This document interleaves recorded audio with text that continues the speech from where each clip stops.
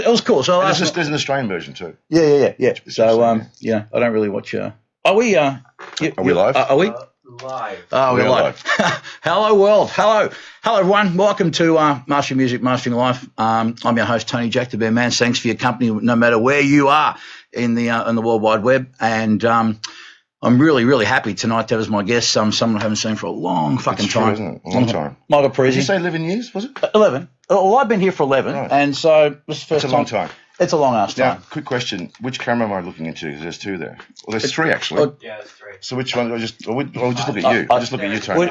We're just having a chat. Like I said, this is for the voyeuristic, audience out there. So it's good to see you, buddy. Good to see you too, Tony. Thank you so much for coming. It's great. It's a great space. I didn't know it was here. Well, thank you. Really surprised. No, and well done. Thanks, mate. Well, I just thought I'd have a crack and. So in the 11, I'm going to interview you for a couple of minutes. In the 11 years I haven't seen you, what have you been working on? What kind of artists? What kind of mastering jobs have you done? Well, you've done everything. I've done everything except for your artist. The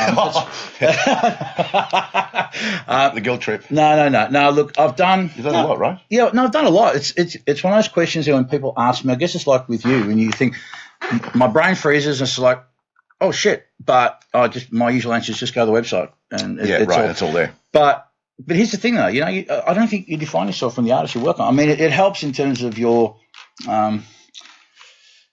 your viability or credibility or whatever. But at the end of the day, man, my philosophy has always been this: an artist fee, whether it's a huge selling act or an independent act from down the road, has the same buying value. Of course. Yeah. Yeah, I understand that. And it's still an opportunity to do what you love to do. Yeah. So that it's never, people are fascinated, interested in all that sort of stuff. But, man, look, I'm fortunate that I get to work with a lot of bands, but now the whole thing here is getting young kids to come in here, build them up. So mentoring, teaching. Yeah, mentoring, Great. Teaching now. And that's, and that's something I know that, I like doing too, yeah. You love doing too. Yeah. And which we'll get to talk more about. I get to work with a lot of stuff, which is great, man. But, yeah, I think now, at 54, point of life now. Anyway, I'm here to talk to you, man. So I appreciate that. But anyway, so for those of you who don't know, Michael, I met Michael 91, 92 when you were a promo rep doing radio at Warner's. Yep. Before that, you were doing Impress. I was at Impress selling advertising and writing reviews and generally making the place great. Worked with a guy called Andrew Watt. And a lady called Rowena Weber, who were great. Yeah. And I kind of consider Andrew one of my first mentors, really. Yeah. I learned a lot off Andrew. I still keep in touch. Yeah, so I had lunch with him the other day. I'm gonna get him in the podcast soon. Andrew's great. Yeah. So it was 92 around that time doing promo at Warner's, which was fun. Yeah. And I was just reminiscing with Michael about the time when I was working as an in-store DJ at Virgin, the downstairs booth there, and we had Metallica were in town doing some gigs, and anyway, so we were doing this in-store because Virgin were doing a lot of in-stores back then, part of their promotion. And anyway, so Michael upstairs from where Virgin was the old Triple M FM in our studios. So Michael was up there with Anthony and Flea from the Chili Peppers doing a promo thing. So I'm downstairs doing the thing. Michael came, said hello, went upstairs, came down, and Flea just like that. He jumped into the booth. He jumped into the booth, took the mic, and basically just said to all the girls, "Hey, if any of you don't go to the Metallica concert tonight, come to the Hilton where he was. Come." Mention your name. You can come upstairs and I'll fuck you, all of you. Oh my god! I have a vague recollection of that, but those guys are something else. They were cheeky, the Chili Peppers. They were fun though. Yeah, they were a lot of fun and nice people. And ultimately, yeah. No, actually, he's a fucking awesome bass player.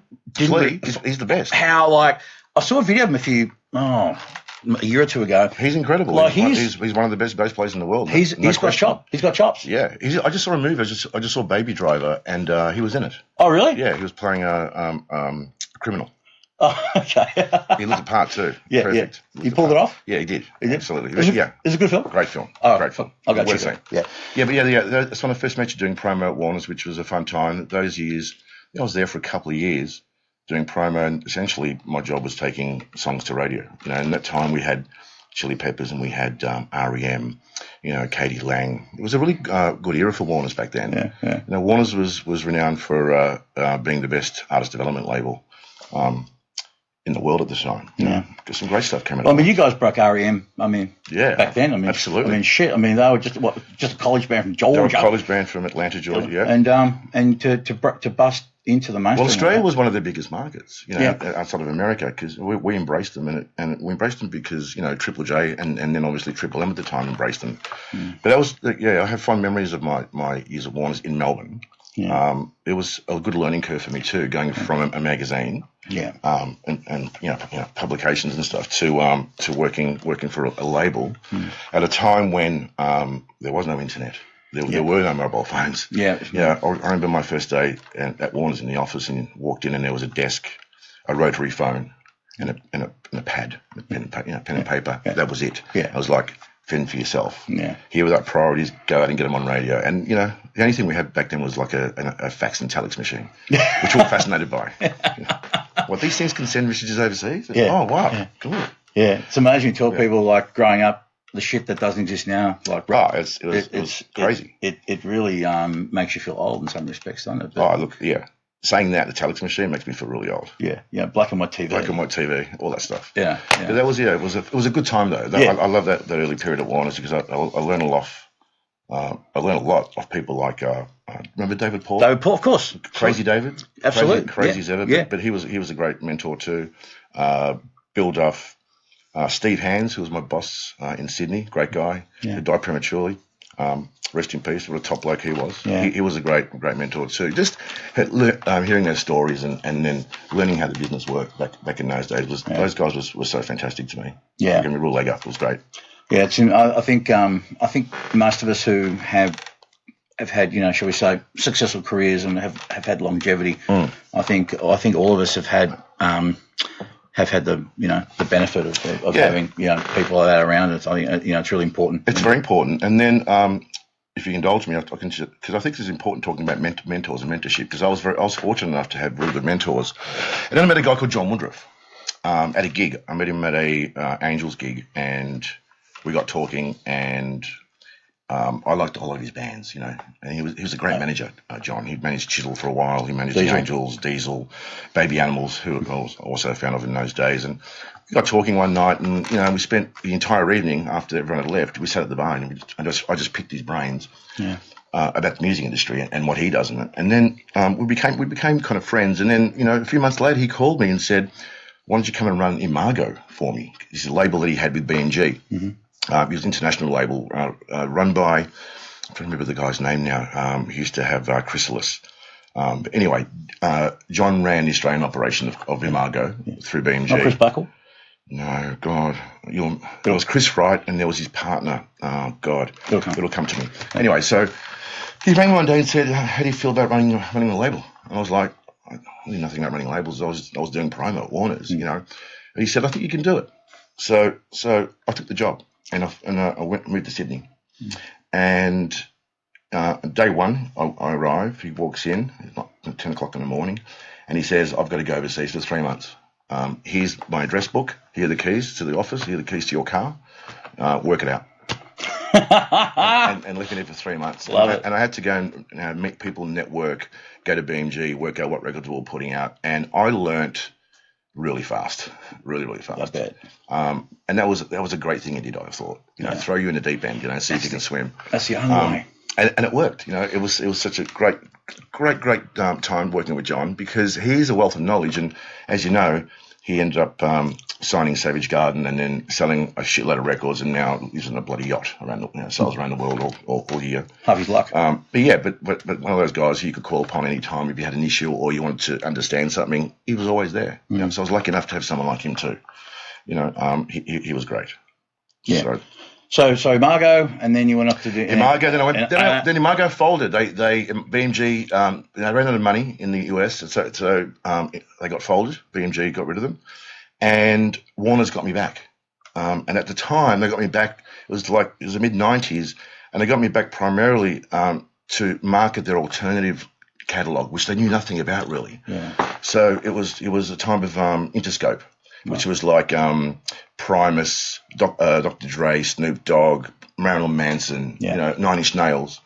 So, and they knew nothing about those records. And I said to them, I said, there's a massive market out in the suburbs who want these records because they weren't going to put them out. Remember in the old days, a lot of labels used to put stuff out on import, import only. Yeah. But I said to them, why don't we do a deal where for every record I sell, you give me $1, right? Mm-hmm. And give me a small retainer. That was the deal. Mm-hmm. And then they, about halfway through the year, when we sold about 150,000 records, I think they put me back on a wage. but my job was to actually market records that they didn't know how to, and promote records. And so they gave me a role of artist development. And then I fell into A&R because of that, because I was doing so much traveling when these artists came to town. I was going around the country doing a lot of traveling and seeing a lot of artists. Yeah. Just the benefit of those who don't. I mean, I know we got a music crowd, but just briefly, A&R. You just explain. Well, A&R stands for artist and repertoire, which essentially means your job is to sign artists to the label and make records with them.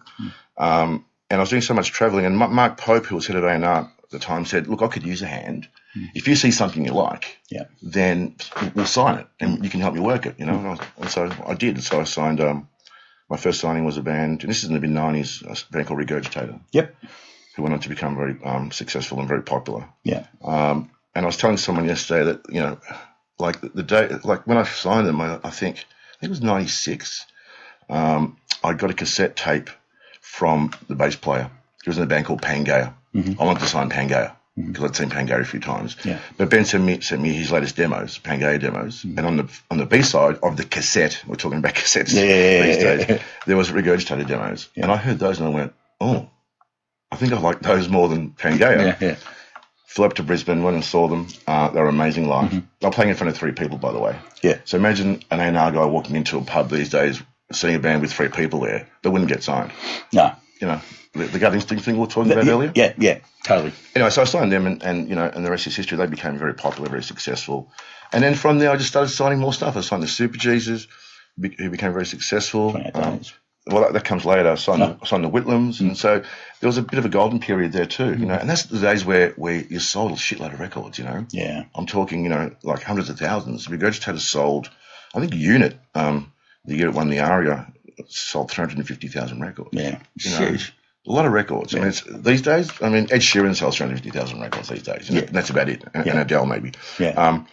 But in terms of records, so I kind of fell into A&R, and it was, it rolled on into starting my own label.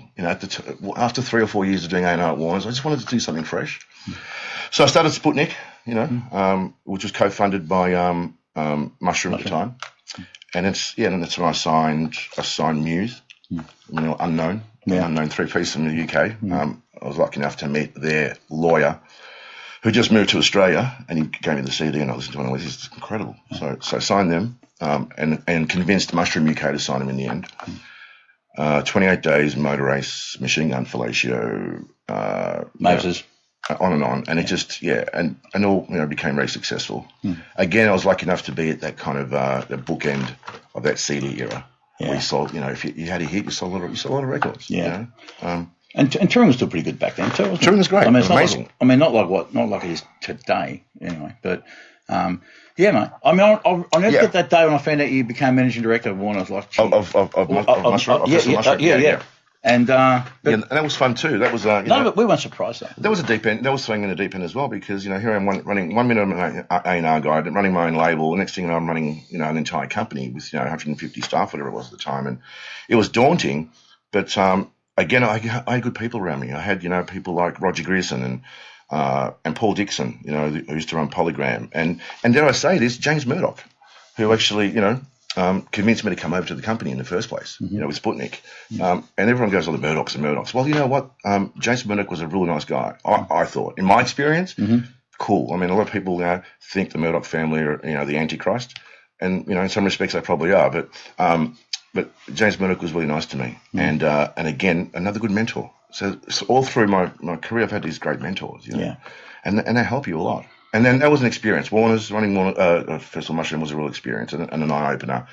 A lot of hard work. We had a lot of great success too. We really punched above our weight. We're all small, independent, but we had a lot of big records. We had, Kylie Minogue was a big success. We had the Moulin Rouge soundtrack back in those days. George, Eskimo Joe, Daniel Merriweather, Gabriella Chilmy. We sold a lot of records with her too. We did really well, and it's because, I think, again, the mentorship around me, but also having, employing passionate staff. People who got it, people who cared about, coming into the office every day, and people who love music. Yeah. You know what I mean? Yeah. And if you got a company with music lovers, you stand a chance. Yeah.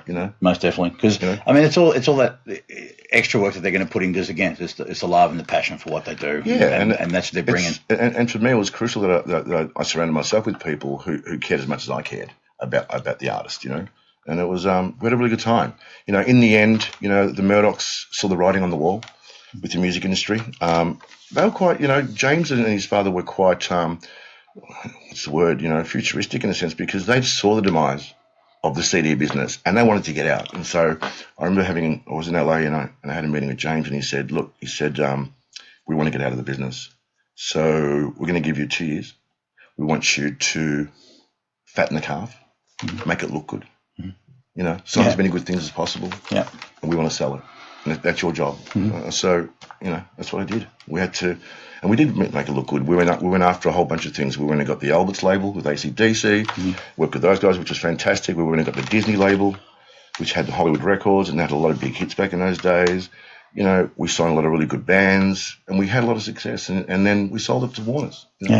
We sold it to Warner's internationally, even in the UK. So, but again, that was a really challenging time, but a really good experience. And then from there, I started my own business. So what drove that? I mean, you had so much success, and you pretty much could have knocked on any door you wanted and gotten a job. You would have been headhunted. So, I kind of felt like I needed to do something for myself. I mean, it still is. I mean, even though the record company experience was great, you still are working for the man, so to speak. Yeah. And you're only afforded a certain amount of freedom in those roles, in those jobs. It became really admin heavy for me. Yeah. I'm not an admin type of person. There's a lot of people who know me would tell you. Yeah. I was, I like working with artists. That's my strength. Artist development is what I've done all my life. And so I just thought I want to do something myself, and maybe I'll start a management company, and I did, and I've. It's been really great. It's been, I haven't looked back because I'm still doing what I love, and it's mine. Yeah, it's your baby. There's something very different about doing your own thing. Yeah, and it's exciting. You get to work with you connects you understand yourself. You don't answer to anyone except your artists. Yeah, the buck stops with you. Yeah, but it's been a great experience the last few years. Yeah. I've often said I think in this day and age now I've been telling kids I think the best way to get your foot in the door these days is to build your own door to put your own fucking foot through. That's very true, Tony. Couldn't have said it better myself. Yeah. And so this is why you put yourself in the way of luck. Yeah. And you got you can cop all the you got to take all the lumps as well as any of the successes, yeah. But I think in this day and age where you and I started, it was very different in terms of, there weren't internships like there were back then. And now we're in a situation where everyone can very easily set up their own business now with the digital age with what we've got right now. Of course. I think it's great that people have accessibility to it, but people don't have the confidence to go out there and try and do it. And that's something I'd encourage anyone to do. If you love something enough, you'll find a way. I was going to say, I think the prerequisite from working in the music industry or business, whatever you want to call it, is the first thing is having passion. If you haven't got passion, there's no point doing it. Yeah. And then with passions, you also need to have patience. Yeah. Because things don't happen overnight. When whether you're managing an artist or you're an artist yourself, or you're a publicist or you're a promo person, to be good at your job, you've got to have patience and persistence. And you're going to have to make mistakes to learn about where you're going and what you're doing, to learn about the industry.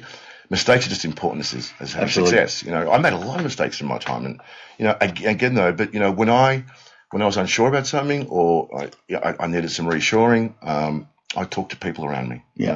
But mistakes are just as important as having successes. Look, absolutely. And you learn more from mistakes. I agree, but as long as you choose to. I think sometimes a lot of big mistakes that some people make is they attribute their self-worth to the outcome. And if the outcome doesn't work out the way they'd hope, then they believe that they're lesser or not as talented, not as skilled. And that's always I think that's it's. I was watching this really cool video today about this psychologist who was studying a lot of kids and in educational context and saying that the one thing that the one common thing, irrespective of your background, area of life you want to go, is she taught it as grit. And she said science can't define grit exactly what it is or what defines grit, but it's again, you get grit by having passion, because that's what's going to give you the resilience to keep every day, keep at it. Keep going. You know, and you know, again, if you are wanting to get into this business, you need a thick skin.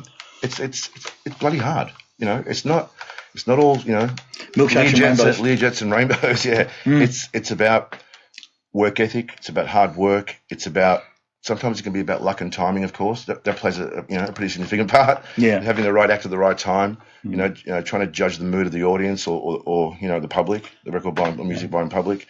But ultimately, you know, passion, persistence, patience. You know. Yeah. Well, I think also having it, you're talking about timing and that, but see, here's the thing. I don't know how you can even plan to break. I mean, you can plan something, but so often things happen out of left field that you can't really predict. Yeah, of course. No one's got a crystal ball to work it out. But there's got to be that thing. I think it's intuition. I think if you go with your gut on something and you follow through. I did it a lot. You know, I've been trying to convince myself that rock's going to make a comeback, because I love good rock and roll. So I'm working with a band called Polish Club, who are great. You know, who are doing really well at the moment. With the idea, you know, in mind that, you know, in a year's time, America's going to re-embrace rock and roll again, because it is, you know, it's not what it used to be as a format. But trying to judge the mood of an audience, it's hard work. It's like second guessing someone. Yeah. But you try and be as, not so much analytical, but you try and be as instinctual as possible, if that makes sense. Yeah. You know, instinct is very important. You know, totally. Feeling. I mean, most of the artists I've signed, you know, it's based on gut instinct. Yeah. You know, I was talking about this yesterday at a kids' camp I did, a talk I did, and you know, how's A&R changed? And it's like, well, I mean, now it's become more of a science.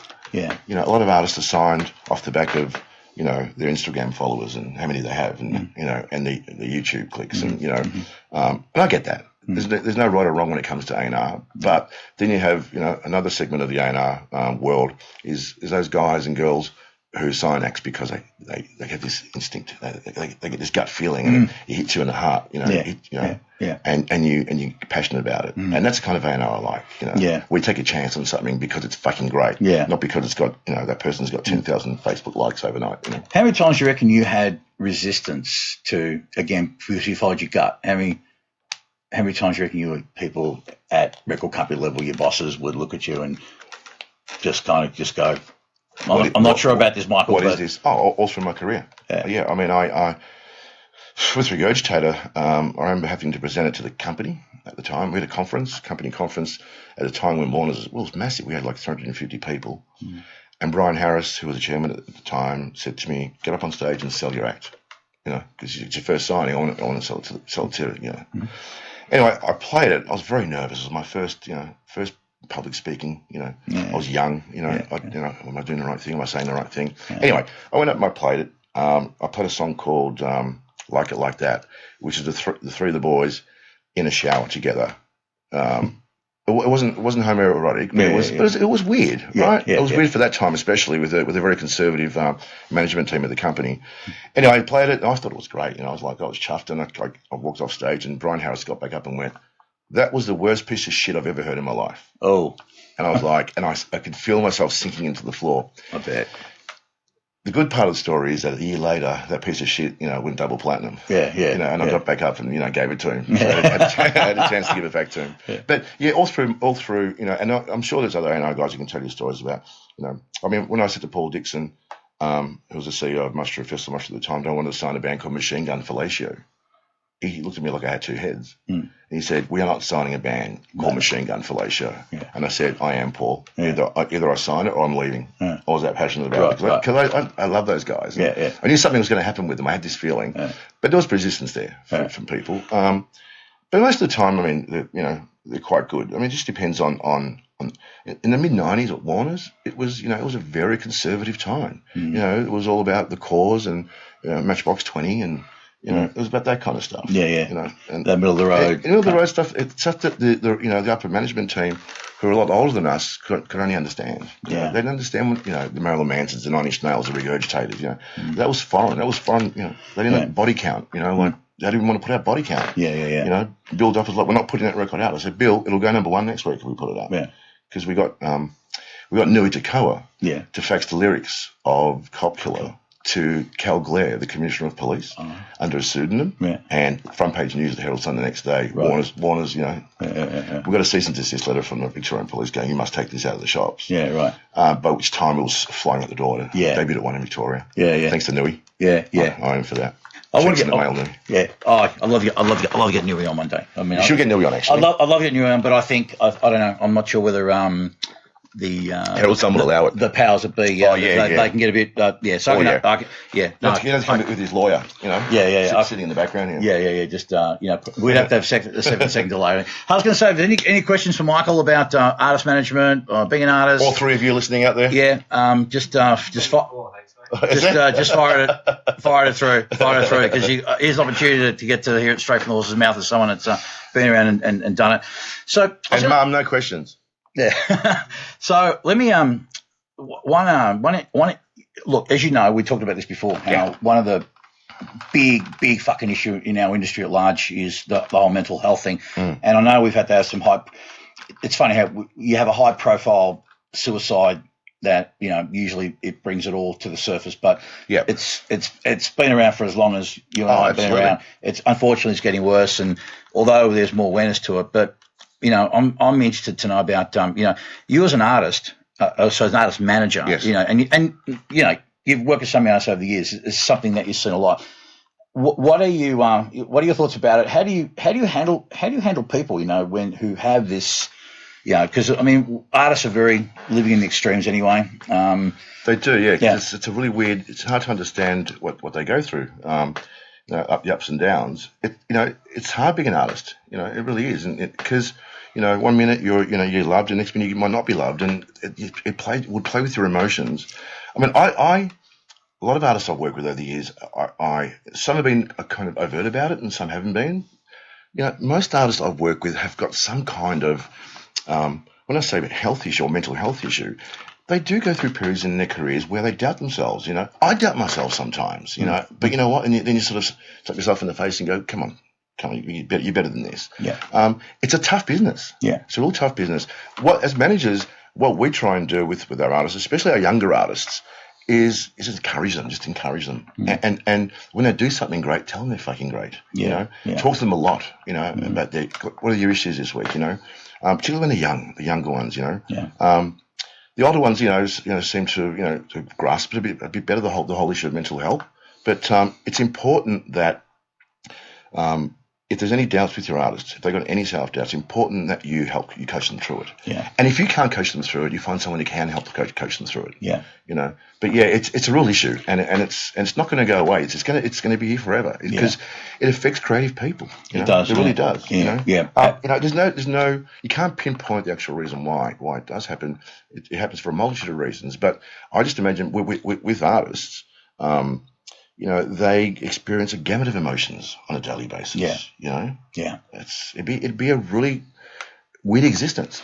Yeah, most definitely. Yeah. I think you make a really good point before, and I think it's crucial to echo this, and that is that when you're managing people, artists, people in general, you've got a professional relationship, but it's important to take as much interest in their life outside the office or off the stage as it is in the business context. Absolutely. And some people may think, well, you know what, you have a professional relationship, you should keep it strictly fucking professional. But I think when someone's got a happy life outside of their work or in their personal life, then that translates into their work life. And I think if you really do give a shit and fuck, you will invest yourself in. Well, you do because you do become friends with your artist. You become it's a personal relationship. Even though it's hard to keep it just to business. People say you should keep it just to business. Well, it's really hard when you actually, I sign people who I actually like, and if I'm gonna like them, I'm gonna have a relationship with them. And there's I love going around to Dan Sultan's place and having a beer and having a yarn and watching the footy with him,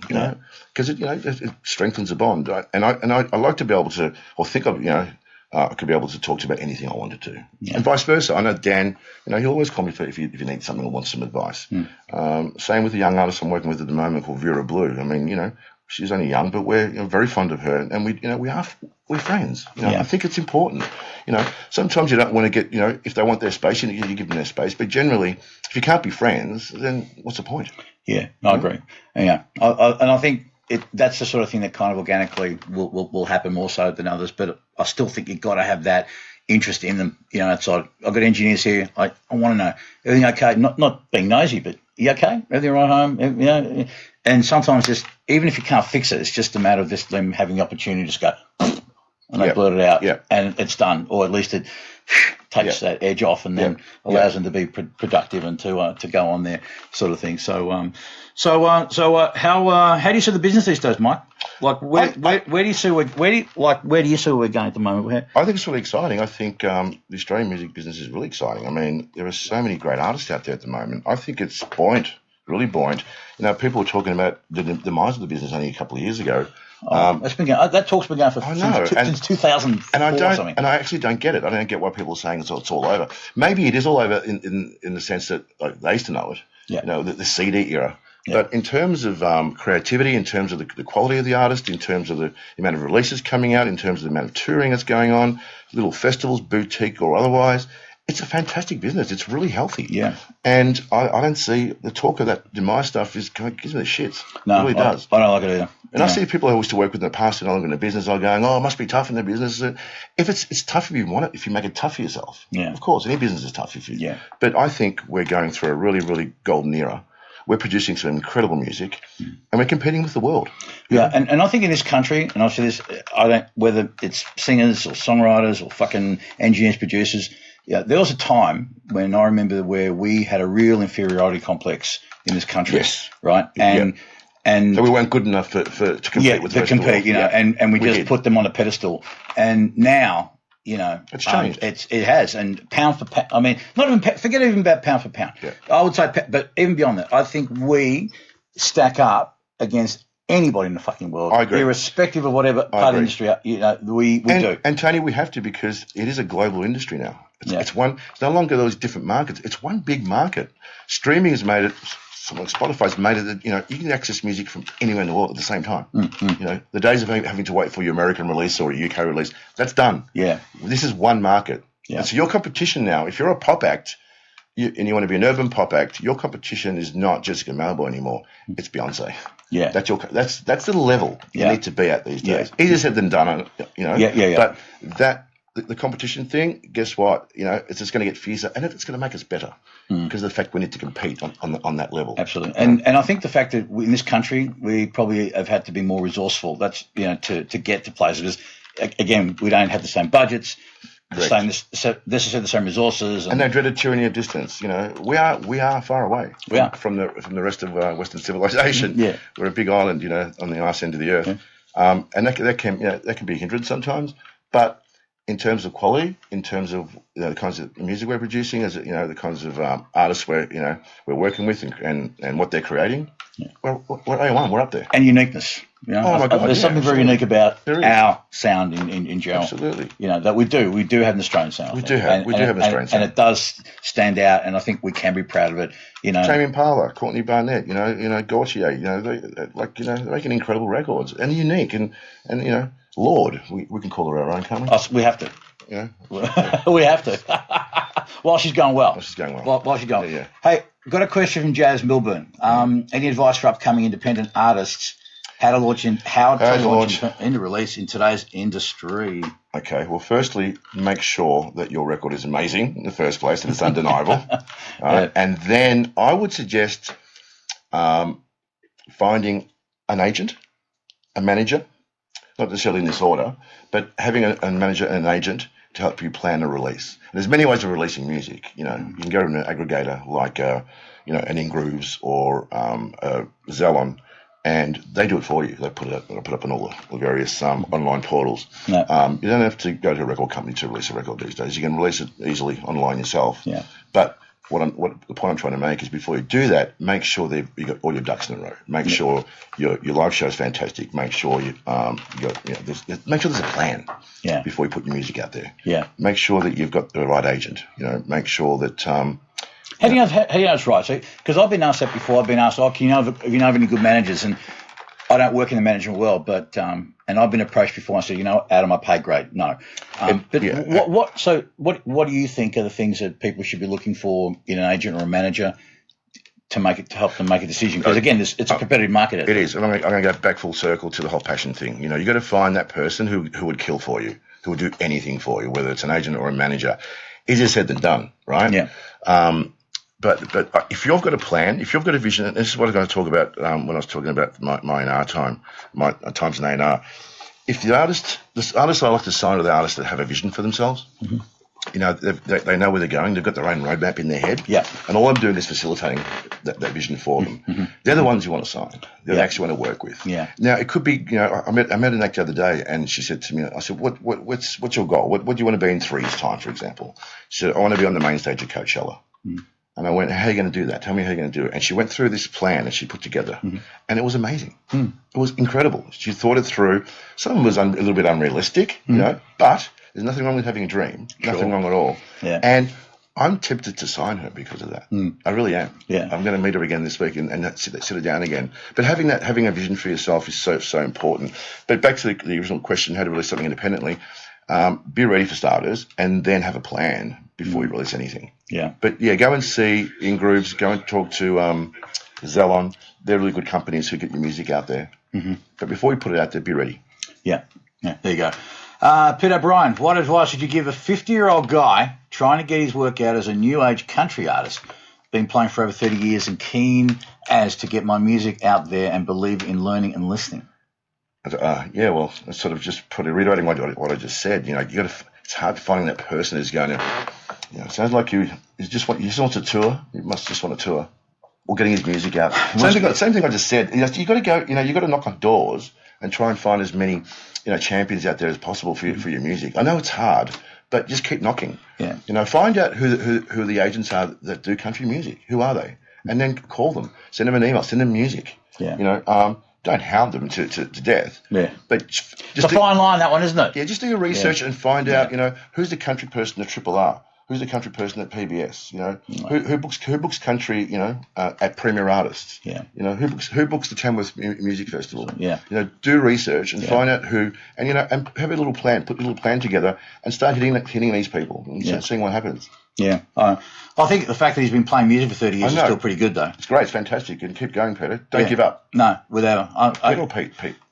Yeah, Peter O'Brien. That's the thing, too. It's like we talk about, success, and we're saying success is different things to different people. But, if you ask me now, Michael Parisi, what I think the making it, if you want to call it that, if there is such a thing, but if I had to define it now, is just doing it, man. If you're in there and you're grinding and you're doing it day in, day out, even if it's a part-time thing, but you're still working towards something, it's far better than people that can sit back on the sidelines, throw pot shots at you. Throw darts at you, yeah. Wishing they could fucking do that, Yeah. And I think it's the hardest thing, is just to make a decision, so I'm going to do it, and then once you get up and get momentum, then, and I think people will, if you're authentic in the way you go about your art and the way you create That's a great word, by the way. No. Keep going. And because that's what people connect to. Again, what are the songs that make us cry or connect, or it's heart and mind. Yeah. Working at one, you believe, you it's your song. You feel like this is my thing, It's such a key word, that word. Authenticity, I think, is everything. No matter what kind of artist you are, whether you're whether you're Celine Dion or Marilyn Manson or a 50-year-old country actor who's been playing for 30 years, if you're authentic and you're really people will discover you. I have no qualms about that whatsoever. Yeah. Authenticity is everything. Yeah, I think, and people crave it because it's hard. It's hard to be authentic. I think it's binary. I think, again, it's you either people feel it or they don't, and there's no 99% on it, right? It's you're absolutely balls in deep in, and or not. Absolutely. Yeah. You bought it. Damon Langley, doing the first proper release. How important is it to hire a publicist as opposed to spending your own press statements? Sending out your own press statements. Yes, your own press statements. Yeah, thank you, and possibly doing it the wrong way. Okay, let's start with the first. There's 2 questions. The first bit, how important is to hire a publicist? Crucial, because you sending out your own press release will have no weight in media land. So and then the question is finding the right publicist. Yeah. There's a lot of publicists out there. There's more publicists than agents these days. Yeah. But having the right publicity person who can get you in the door is so crucial, because publicity these days is not just taking songs and taking music ads to get reviewed. It's going to radio. It's going to Spotify. It's a one-stop shop these days. Yeah. So having the right one is 100% crucial. Yeah, and there's some great ones out there. Yeah, sure. I think there's a lot of power in having a guy that's got a good network of people. With one press release and it's 500 people now. Maybe 30% of those people may open that email, but nonetheless, if you can't unsee what you can't see. If an important email is coming from a respected publicist, there's a very good chance, 99% chance, it's going to get read. Yeah, you know what I mean. If it's coming from someone I've never heard of, it becomes junk mail pretty fast. Yeah. That's the reality. Yeah. No, absolutely true. And the second part, when is the best time to look for a manager, or should you wait until someone finds you? In your eyes, would it look bad if somebody sought you out who had very few social media followers? Okay, we'll start with the first part of that question. When is the best time to look for a manager? When you're ready. When you have an undeniable, when you have an undeniable product, or I hate using that word product, but when your live act's undeniable, you've got some compelling content that the market needs to hear and see. Yeah. That's when you start looking for a manager. Or, there's a lot of managers like me. We trawl the pubs and clubs still. We also look online. There's nothing wrong with looking online and seeing what's happening online. That's what the old school A&R was, going out and... Oh, and I still love doing that ground kind of level, stuff. Yeah. But there's no right or wrong answer there. I mean, when's the best time to look for a manager? Anytime.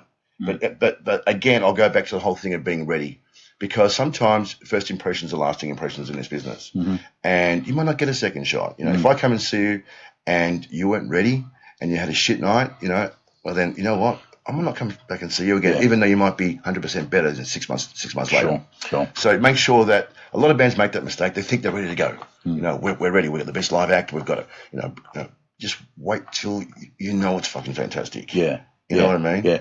But that's hard. I think that'd be hard for people to kind of know, because artists are so self-doubting. They're always I know. But I think you've got to use their gut instinct. Yeah. Because it could be sometimes doing it prematurely can work to the detriment as well. No. And then in your eyes, would it look bad if somebody sought you out who had very few social media followers?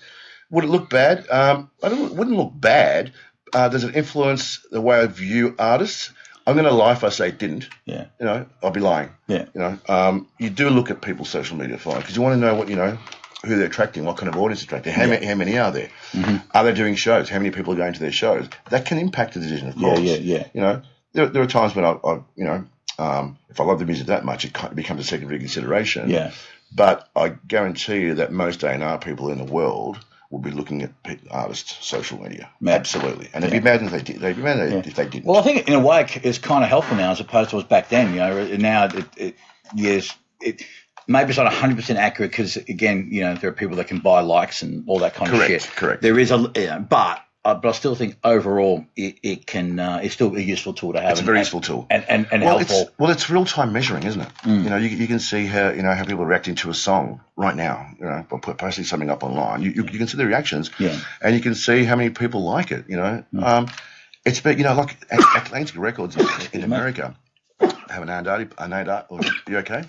Yeah, I'm now. All right. Someone get an ambulance. Yeah. Atlantic Records in the US have a department of A&R people whose sole job is to trawl the net, and that's how they sign stuff. Yeah. Whatever, you sing them live. They go, okay, they've got 50,000 followers in Atlanta. Something's going on. Let's get down there. Let's sign them. Yeah. So it happens. But then again, I also think there's a certain, as I said earlier in the conversation, there's other people who do it based on pure gut feel. Yeah. Can I long may that continue. Yeah. Can I just go back to mental health a sec? Yeah. If I may. Yes. So tell me, where else do you think? What else can we do? Do you think as a collective, as an industry, to? I mean, we spoke more about. I want to do another event next year, which is going to be a focus purely on the thing. But what else can we do? What other practical things can we do? We've got to encourage our artists to speak up and not hide it, because I think there's a lot of people, a lot of artists, it's that kind of shame. The shame. We should be encouraging them to come out and speak. Speak to your family, speak to your friends, speak to your manager, speak to your record label. It's tough because those kinds of things you tend to hide, wouldn't you? You know, because you don't want to be seen as weak. Yeah. Because it's particularly in male artists, I imagine, because, you know, the machismo, you know, factor, you know. Absolutely. But it's encouraging artists to speak up when they have to, you know. Although when they need to, not when they have to, when they need to. And, yeah. But you know what? Going back to this authenticity thing, I've noticed lately as more and more people connect because, again, people don't feel alone.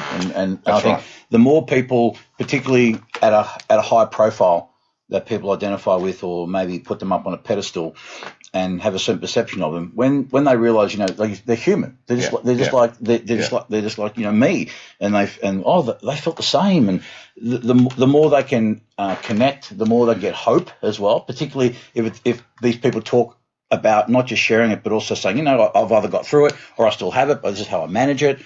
You know who does a really good job with this kind of stuff is Beyond Blue.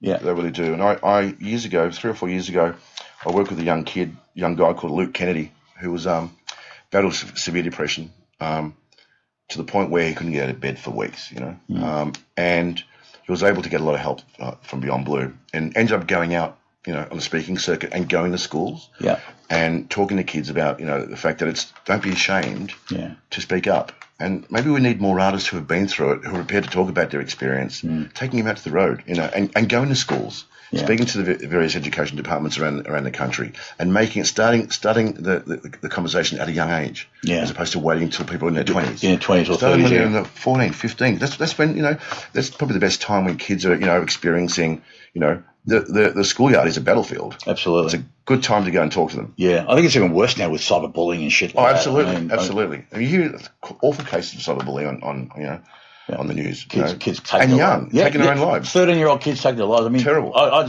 just so, and you know, rock and roll stars are still role models for a lot of people. You know, we're kind of like the last pillars of society with any respect, really. I mean, our politicians fail us. Yeah. You know, our teachers fail us. Yeah. You know, well, not all of them, but you know. Yeah. Even some clergy fail us. Oh, well, definitely. You know, so we won't go there. Yeah. But you know, rock and roll or people in the music business are still, you know, strong role models. And so, setting out, you know, artists who have been through this to talk to kids should be a necessity. Yeah. It should happen. Yeah, absolutely. You know, we should do more of it. I agree. You know, and it's good of you to come in and talk about this stuff, mate. Because again, you know, again, it's just for me one of the things I'm really on I hate to use the word mission because that always sounds really grandiose and wanky, but is to you know, shed light, share knowledge, because it's not for everyone, but there are enough people though who care enough to learn and want to know. And as you and I were younger,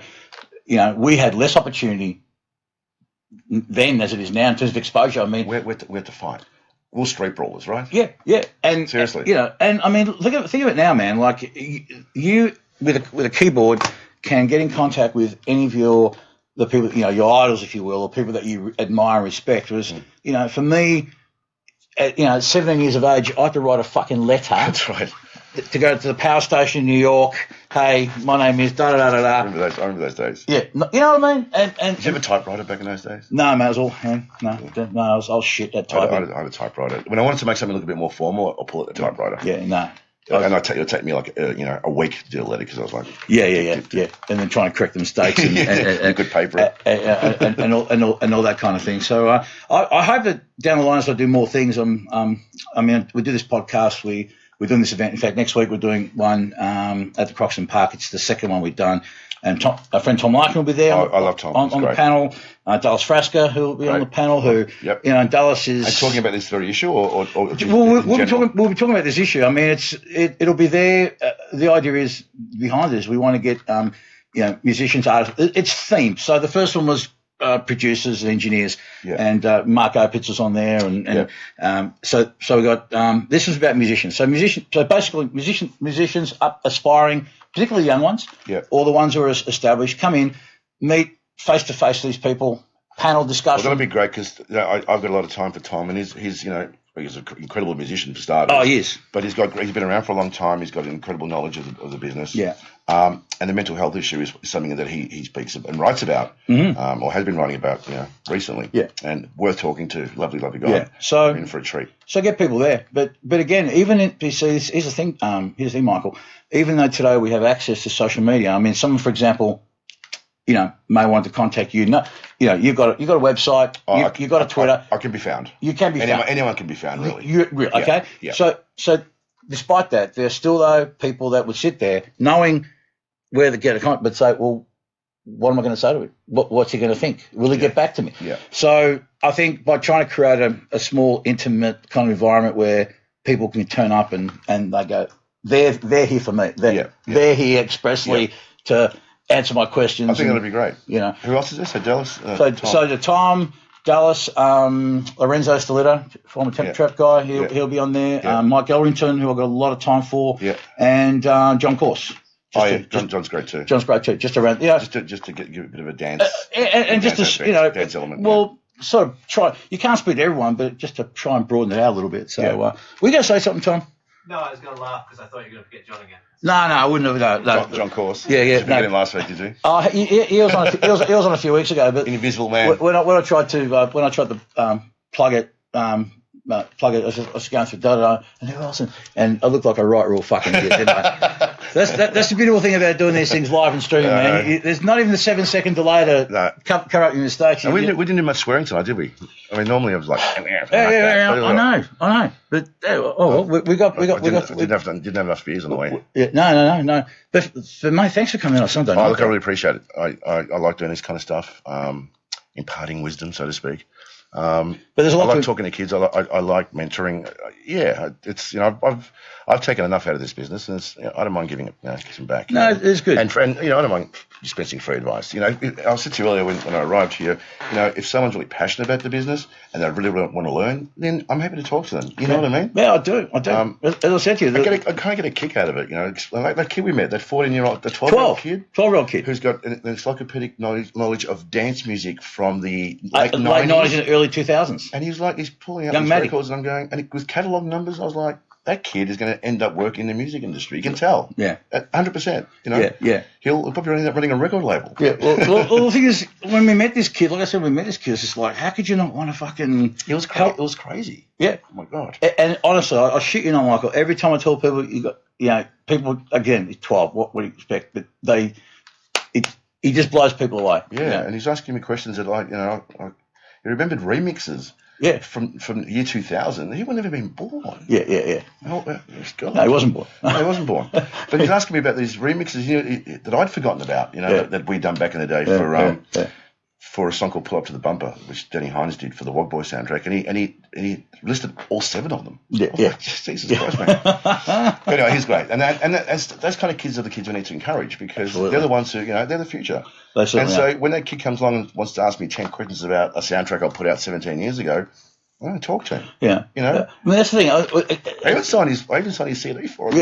Yeah. Here's the thing. It's like, this is why, when someone comes to you, you get approached all the time from kids about getting work. I do, work experience and that. So why don't you just a few do's and certainly a few don'ts in your estimation. So someone wants to get their foot in the door, they want to get a job, they want to get interning, they want to get whatever.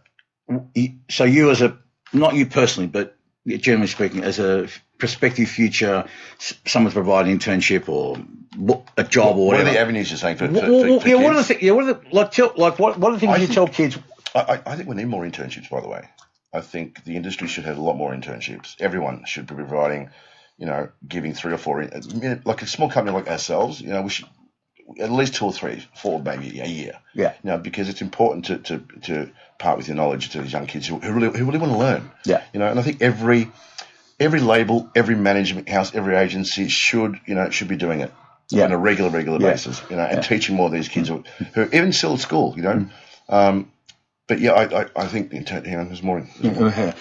Damon Langley, how important in this day and age would you say a motif is for an artist? A motif. That's part one. And the second part just says, and this probably sounds weird, but has anyone ever confronted you with a guitar and just gone straight out, this is me, this is my plan, these are my songs. How do you think you'd respond to this happening?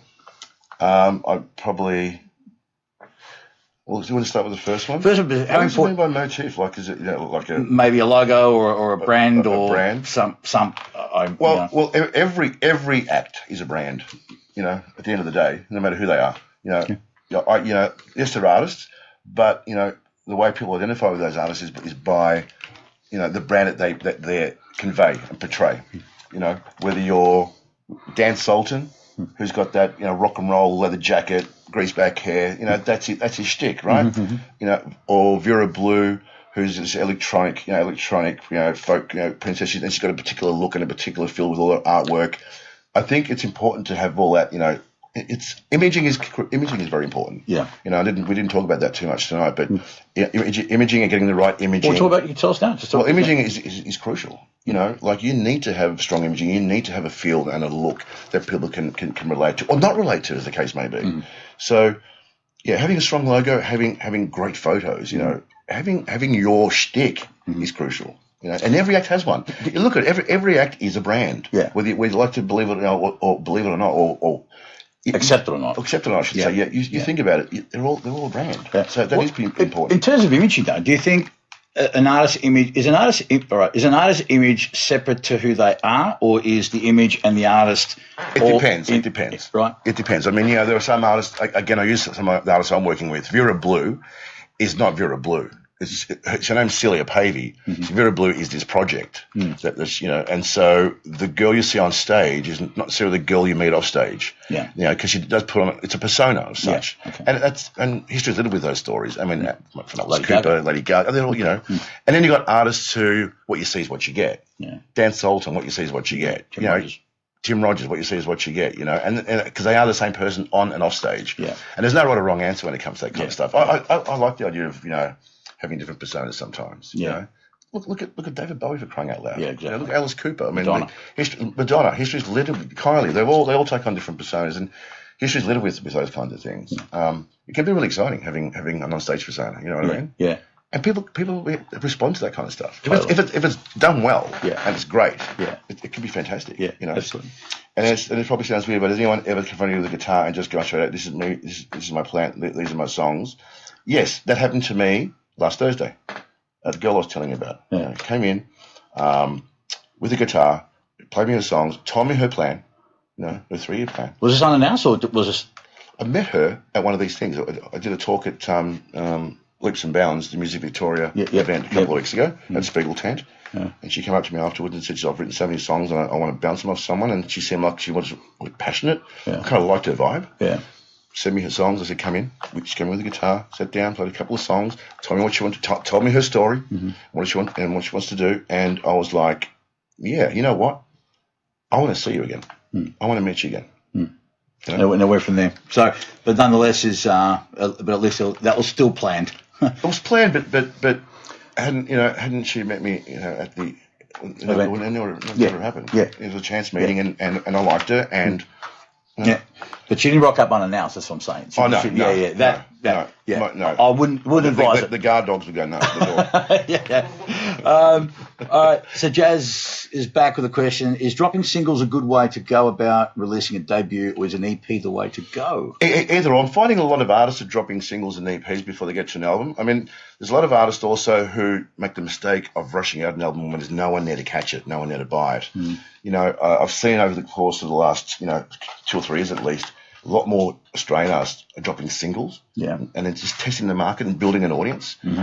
Peking Duck have done that very successfully. Yes, they drop a single every few months, and they're playing to packed shows and stuff, building towards an album.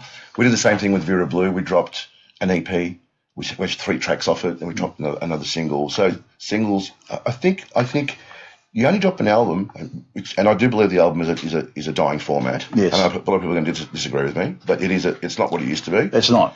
And people who consume music, particularly young people who consume music, it's about songs.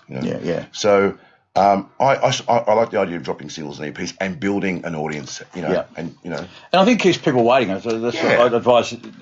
Artists asked me, "What should we do?" I said, "Look, if it was me, I said, just keep a little something fresh every time. That's right. Gives an audience something to look forward to, as opposed to just doing your wide on one release and it's gone. Because music's become so disposable now and forgettable. Absolutely. That 10 songs and people don't have the time to sit and digest to it. No, they don't. It's not our primary. The attention span of kids is a centipede's got a larger attention span. Yeah. They just they consume music voraciously, and they want it quickly, and they forget about it quickly at the same time. Yeah. You know, and they move on pretty quickly. They do. So I think they sort of spread it over time, but that then gives the excuse of, well, maybe you can book a gig and you can launch another single in 3 months' time. That's what happens. You create, you make an event around your thing and just. But to answer Jazz's question, there's no right or wrong answer with that, but it's happening a lot more.